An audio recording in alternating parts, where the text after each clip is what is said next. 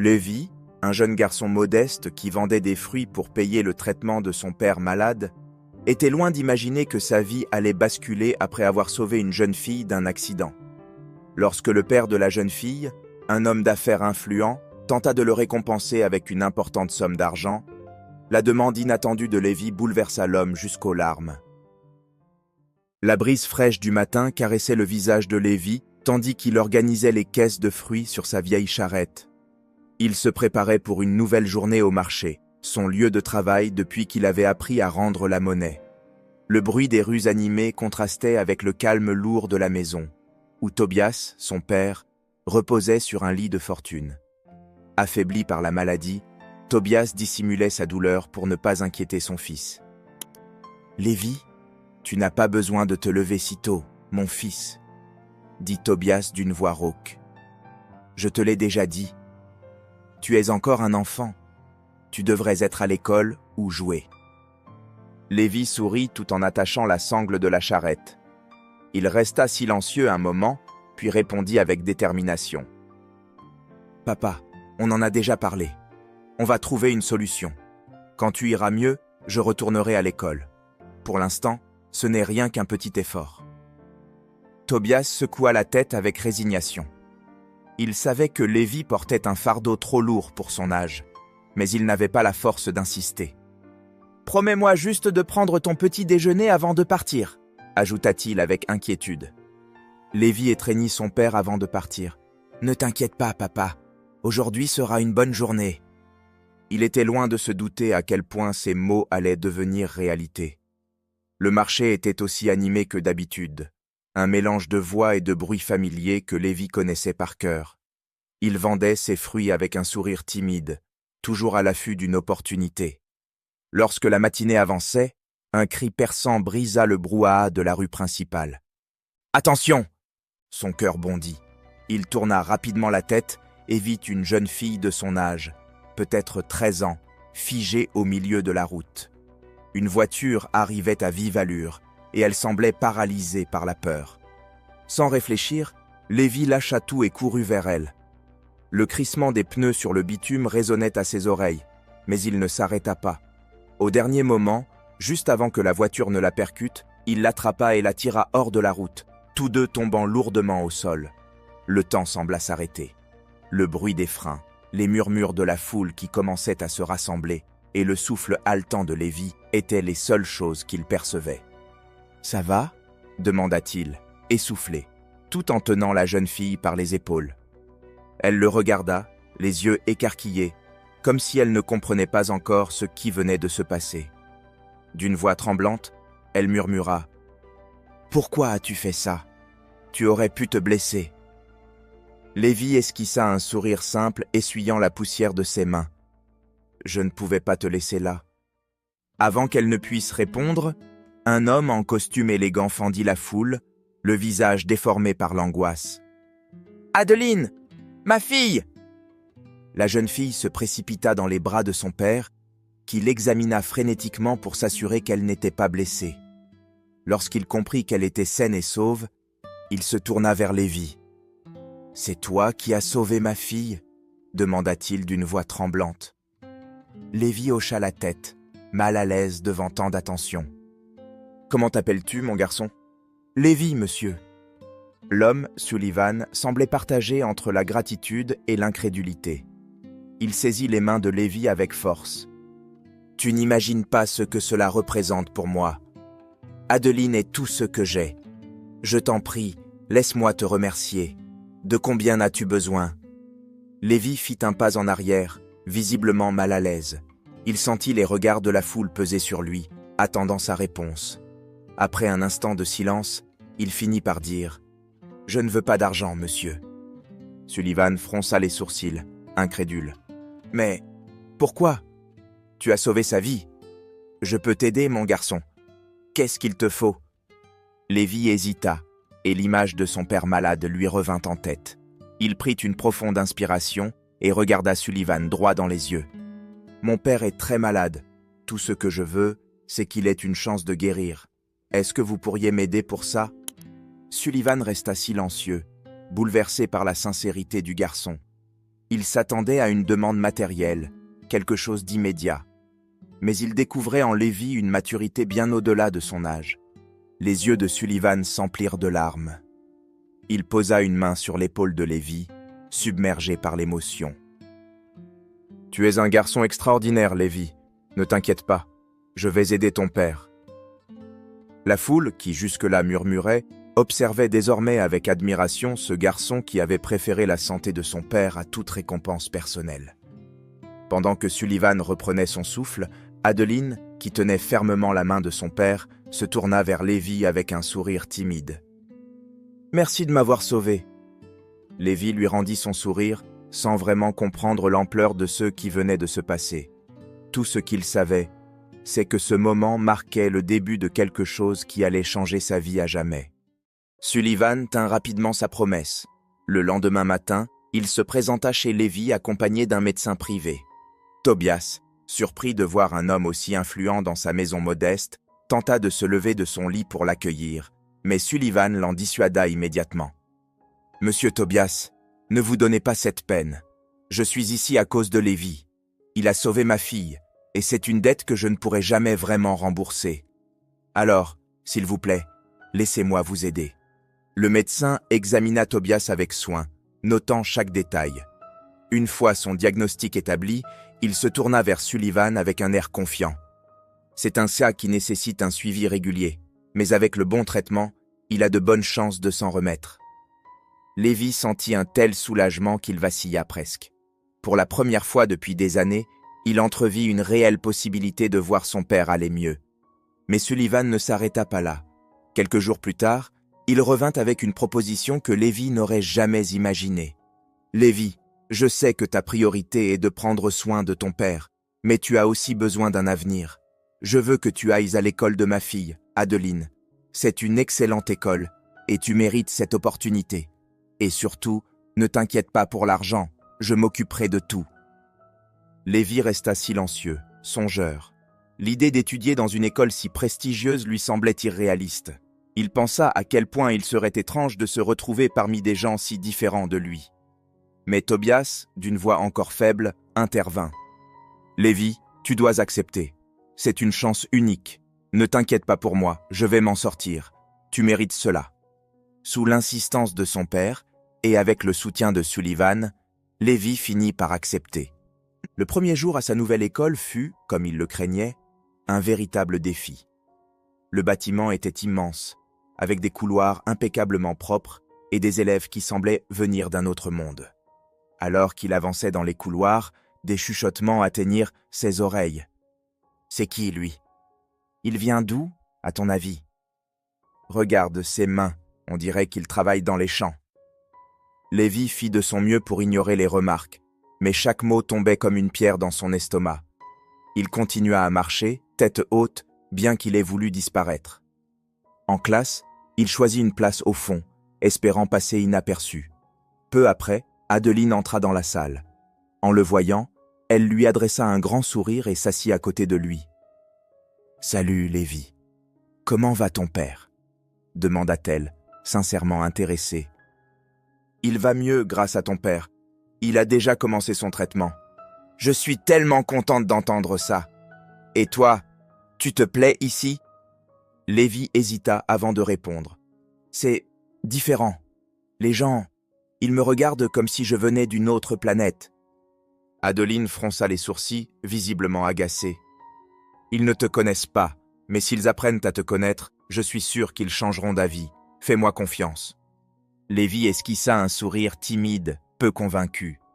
Les jours passaient, mais les remarques malveillantes persistaient. Lévi les entendait dans les couloirs, pendant les cours et même à la cantine. Un groupe de garçons se moqua de lui un midi. « Hé, tu sais utiliser des couverts? Ou tu manges toujours avec les mains ?» lança l'un d'eux d'un ton narquois. Lévi ravala sa colère et continua à manger en silence. Mais Adeline, elle, n'en resta pas là. « Vous n'avez pas honte ?»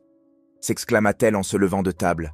« Vous ne savez même pas ce qu'il a fait, et vous vous permettez de le juger. » Les garçons, pris au dépourvu, rirent nerveusement mais ne répondirent rien. Adeline se rassit à côté de Lévi qui murmura « Tu n'étais pas obligé de faire ça. » « Bien sûr que si, répliqua-t-elle. Je ne vais pas les laisser te parler comme ça. Quelques semaines plus tard, lors d'un cours de français, le professeur demanda à chaque élève de raconter une histoire marquante de leur vie. Quand ce fut au tour de Lévi, il hésita. « Lévi, voudrais-tu partager quelque chose ?» demanda le professeur d'un ton bienveillant. Lévi prit une profonde inspiration et se lança. Il parla de sa vie au marché, des efforts pour s'occuper de son père, et du jour où il avait sauvé Adeline. Ces mots étaient simples, mais la sincérité dans sa voix capta toute l'attention de la classe. Quand il termina, le professeur avait les yeux brillants d'émotion. « Merci Lévi. Ton histoire est une véritable leçon pour nous tous. » Un par un, les élèves commencèrent à applaudir, jusqu'à ce que toute la classe le fasse. Après le cours, l'un des garçons qui s'était moqué de lui à la cantine s'approcha. « Je ne savais pas. Désolé pour tout ce que j'ai dit. Ton histoire est incroyable. » Lévi hocha simplement la tête, ne sachant pas trop quoi répondre. C'était étrange d'entendre des excuses de la part de quelqu'un qui l'avait méprisé. Dans le couloir, Adeline le rejoignit et lui donna une petite tape amicale sur l'épaule. « Je t'avais dit qu'il finirait par changer d'avis. »« Cette fois, tu avais raison, » admit Lévi avec un sourire sincère. Pour la première fois depuis son arrivée, il sentit qu'il pourrait peut-être trouver sa place dans ce nouveau monde. Sullivan était dans son bureau, entouré de piles de documents jaunis par le temps et une curiosité qui le tenaillait. Depuis qu'il avait rencontré Lévi et Tobias et entendu leur nom de famille, Carson, quelque chose le troublait. Déterminé à en savoir plus sur cette famille, il avait commencé des recherches. Avec l'aide de son assistante, Sullivan avait rassemblé des informations sur Noël, la défunte mère de Lévi. En fouillant dans les archives des entreprises familiales, il fit une découverte qui le laissa sans voix. « Ce n'est pas possible », murmura-t-il en feuilletant lentement un dossier jauni. Noël avait travaillé comme assistante administrative dans l'une des sociétés du groupe Sullivan il y a de nombreuses années, à une époque où elle était encore jeune. Plus surprenante encore, il trouva une note manuscrite signée par son propre père, Henry Sullivan, recommandant que l'entreprise lui accorde un soutien financier. Sullivan lut la lettre avec attention. La jeune Noël a fait preuve d'une éthique de travail remarquable, même dans des circonstances difficiles. Elle traverse des épreuves personnelles, mais elle a un potentiel extraordinaire. Veuillez lui fournir toute l'aide nécessaire pour qu'elle puisse se relever.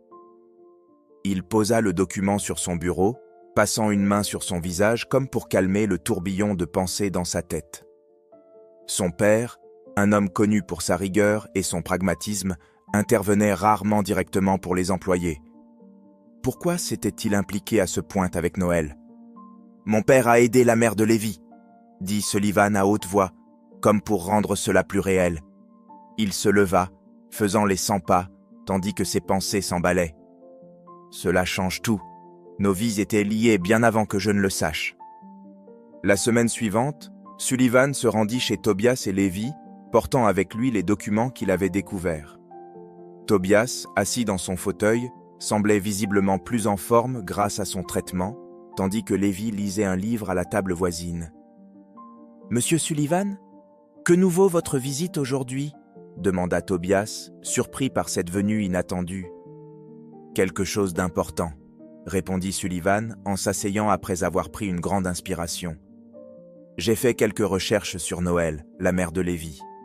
J'espère que cela ne vous dérangera pas, mais il y avait quelque chose qui me travaillait depuis que je vous ai rencontré. » Tobias et Lévi échangèrent un regard intrigué. « Ma mère ?» demanda Lévi, fronçant les sourcils. Sullivan hocha la tête et sortit les documents de son dossier. Il posa la lettre sur la table, désignant la signature de son père. « Il y a de nombreuses années, avant qu'elle ne rencontre Tobias, votre mère a travaillé dans l'une des entreprises du groupe Sullivan. J'ai découvert que mon père a joué un rôle crucial dans sa vie à un moment où elle traversait des difficultés. Il l'a aidée financièrement et, apparemment, lui a donné l'élan nécessaire pour s'en sortir. » Tobias ouvrit grand les yeux, visiblement ému. Noël parlait peu de sa vie avant notre rencontre. Je savais qu'elle avait traversé des périodes difficiles mais jamais elle ne m'a dit qu'elle avait reçu une telle aide. Moi non plus, pour être honnête, répondit Sullivan avec un sourire mélancolique. Mon père n'était pas du genre à partager ce genre de geste. Découvrir cette lettre m'a surpris autant que vous, mais il semble qu'il voyait quelque chose d'exceptionnel en votre épouse. Lévi prit la lettre avec précaution, lisant chaque mot comme si c'était un fragment d'un passé qu'il n'avait jamais connu. Son cœur se serra à l'idée de sa mère, jeune et courageuse, luttant pour bâtir une vie meilleure. « Elle ne m'a jamais raconté ça, » dit Lévi doucement. « Mais cela explique tellement de choses. Ma mère était toujours si forte, si déterminée. Elle a dû apprendre beaucoup à cette époque. » Sullivan observa Lévi avec admiration. « Lévi, votre mère était une femme extraordinaire, et cela transparaît dans tout ce que j'ai appris sur elle. Je sais que c'est beaucoup à digérer, mais je pensais que vous aviez le droit de savoir. » Tobias tendit une main tremblante pour attraper celle de Lévi. « Votre père, Sullivan, a fait pour Noël ce que personne d'autre n'aurait fait à cette époque. Il semble que le destin voulait que nos chemins se croisent à nouveau. » Lévi esquissa un sourire, encore en train d'assimiler tout cela. « Cela explique pourquoi vous avez voulu nous aider, même sans nous connaître. C'est comme si ma mère et votre père avaient arrangé les choses. » L'atmosphère dans la pièce changea, imprégnée d'une profonde gratitude et d'un respect mutuel. Sullivan, qui s'était toujours considéré comme un homme pragmatique et réservé, se sentit pour la première fois profondément lié à cette famille. Il comprit que les gestes de son père avaient créé un pont qu'il lui appartenait désormais d'entretenir. « Lévi, » dit Sullivan en brisant le silence, « votre mère était une femme admirable, et, de ce que je vois, vous avez hérité de sa force.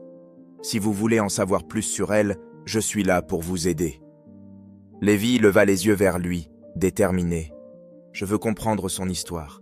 Je veux tout savoir sur ce qu'elle a vécu. C'est important pour moi. » Tobias approuva d'un signe de tête, fier de son fils. « Si Noël était là aujourd'hui, elle serait tellement fière de toi, Lévi.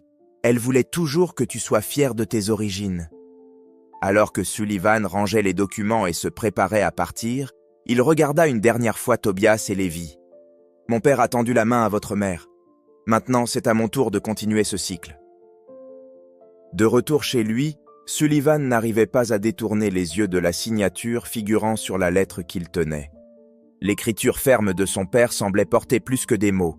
Elle incarnait une connexion inattendue entre deux histoires qu'il n'aurait jamais imaginé voir liées.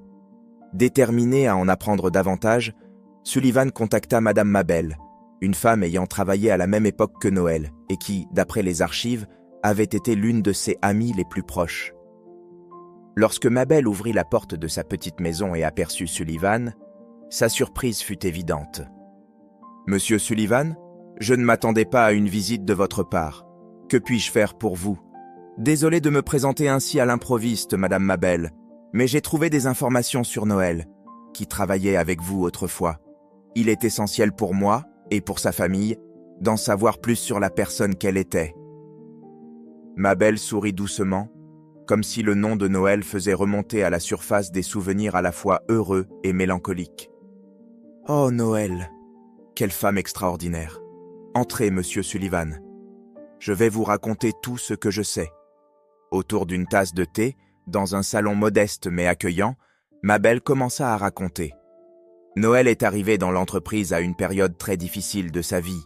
Elle se battait pour s'en sortir, mais jamais ses épreuves ne réussissaient à éteindre l'éclat qu'elle avait dans le regard. Elle était travailleuse, organisée, et surtout, elle avait un cœur immense. Sullivan écoutait chaque mot avec une attention soutenue, absorbant le moindre détail. Elle parlait souvent de ses rêves, vous savez. Elle voulait offrir une vie meilleure à l'enfant qu'elle espérait avoir un jour. Mais la vie ne l'avait pas épargnée. Elle était venue dans l'entreprise pour échapper à une situation compliquée chez elle, des dettes qui la poursuivaient et aucun soutien familial. Je la voyais parfois partir du travail pour faire des ménages ou coudre des vêtements le soir, essayant de gagner quelques sous. Et pourtant, elle souriait toujours, convaincue que les choses finiraient par s'arranger. Mais elle avait aussi un côté plus réservé, plus vulnérable. Parfois, je la surprenais seule pendant la pause déjeuner, perdue dans ses pensées. comme si elle portait un poids bien trop lourd. Après un court silence, Mabel se leva pour prendre une petite boîte rangée sur une étagère. Quand Noël a quitté l'entreprise, elle m'a laissé ceci. Elle m'a demandé de le transmettre à sa famille si un jour ils voulaient comprendre à quel point elle les aimait. Sullivan accepta la boîte avec précaution, conscient de la valeur symbolique de cet objet. À l'intérieur, il trouva une lettre et quelques effets personnels simples, dont une photo de Noël jeune. « Merci, Madame Mabel. Vous n'imaginez pas à quel point cela est précieux pour sa famille. Je vais le remettre à son fils. Il mérite de connaître cette partie de son histoire. » Quand Lévi ouvrit la boîte avec des mains tremblantes, il sentit qu'il allait découvrir un morceau du passé de sa mère qu'il n'avait jamais connu. La première chose qu'il vit fut une photo d'elle, souriante, son expression dégageant à la fois une force incroyable et une tendresse infinie. Quand son regard se posa sur la lettre, il hésita avant de l'ouvrir. Tobias, assis à ses côtés, posa une main sur son épaule. « Prends ton temps, mon fils. Elle a écrit cela pour toi. » Lévi prit une profonde inspiration et commença à lire doucement. « Mon cher Lévi, si tu lis cette lettre un jour, sache que tout ce que j'ai fait, je l'ai fait pour toi. Avant même ta naissance, je rêvais du jour où je pourrais tenir ta main et te dire que le monde est à toi, que tu peux accomplir tout ce que tu désires. Mais la vie est dure, mon fils. Tant de nuits, j'ai pleuré en silence, terrifié à l'idée de ne pas être assez forte pour t'offrir ce que tu mérites. Pourtant, dans ces moments-là, je me souvenais toujours que tu serais ma lumière, ma raison d'avancer. Je sais que tu deviendras une personne extraordinaire, quelqu'un qui comprend la valeur des choses simples et qui ne renonce jamais, même lorsque tout semble impossible. N'oublie jamais à quel point je t'aime. » La lettre glissa des mains de Lévi, tombant sur ses genoux, tandis qu'il cachait son visage dans ses mains, laissant échapper des larmes silencieuses. Il avait l'impression d'entendre la voix de sa mère pour la première fois, un écho qui résonnait directement dans son cœur. Plus tard, Lévi retrouva Adeline dans le jardin de la maison des Sullivan. Elle lisait un livre, mais lorsqu'elle vit Lévi arriver, elle perçut immédiatement une émotion différente dans son regard. « Lévi, que s'est-il passé ?» Il s'assit près d'elle, tenant la lettre dans ses mains. « J'ai lu une lettre que ma mère m'a laissée. C'était comme si elle me parlait. Je n'avais jamais compris à quel point elle s'était battue pour moi, ni combien elle croyait en moi. » Adeline referma son livre et lui prit la main. Elle savait exactement qui tu deviendrais. Tout ce que tu fais aujourd'hui, Lévi, est la preuve qu'elle avait raison. Elle serait tellement fière de toi. Lévi hocha la tête, submergé par une douleur mêlée de réconfort. Je veux honorer tout ce qu'elle a fait. Apprendre à mieux la connaître m'aide à comprendre qui je suis. De retour chez lui ce soir-là, Lévi trouva Tobias assis dans le salon, tenant la photo de Noël dans ses mains. Il semblait plongé dans ses souvenirs. « Papa, » dit Lévi en s'asseyant près de lui, « je comprends pourquoi elle ne parlait pas souvent de son passé. Je pense que c'était sa façon de nous protéger. » Tobias sourit, les yeux embués de larmes. « Je regrette de ne pas t'en avoir dit plus sur elle, mon fils. Elle était une force de la nature. Elle disait toujours que tu serais notre victoire, la preuve que tous nos sacrifices en valèrent la peine. » Alors qu'ils partageaient ce moment de recueillement, Sullivan, observant en silence, sentit son lien avec cette famille se renforcer. Il posa une main ferme sur l'épaule de Lévi. « Ton père et ta mère ont élevé quelqu'un de vraiment spécial, Lévi. Maintenant, c'est à nous de faire en sorte que cet héritage perdure. » Lévi, le regard empli de détermination, serra la photo de sa mère contre son cœur. En se levant, il essuya ses dernières larmes et déclara avec conviction « Je ferai en sorte que tout ce qu'elle a fait pour moi ait un sens. » À cet instant, ils comprirent tous les trois que leurs histoires, autrefois séparées, s'étaient désormais unies pour former un lien indéfectible qui guiderait leur avenir. Cette histoire nous rappelle que la véritable valeur d'une personne ne réside pas dans ce qu'elle possède, mais dans ce qu'elle estimate. Lévi nous a montré que la bonté et l'amour pour sa famille peuvent surmonter tous les obstacles, touchant même les cœurs les plus endurcis. Et vous, qu'auriez-vous fait à sa place?